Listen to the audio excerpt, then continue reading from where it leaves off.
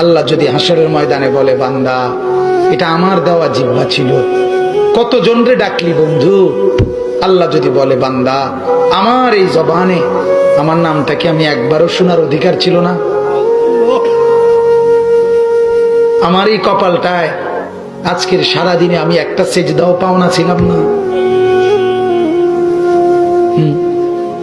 আমার এই কানটায় আমি আল্লাহকে একটা বারো আজানের আওয়াজটা শোনার হক আমি পাওনা ছিলাম না? কি বলবি যুবক? হ্যাঁ মুসলমান, কি বলবো? বলো না বাপ, কি বলবো?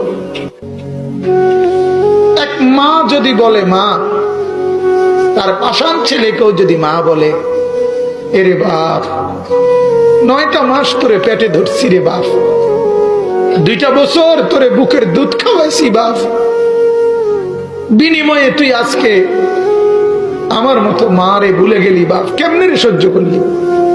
এই কথা বললে যত বড় পাষাণ ছেলেই হোক, সেও তো কিছুক্ষণের জন্য মাথাটা নোয়াই লাগবে।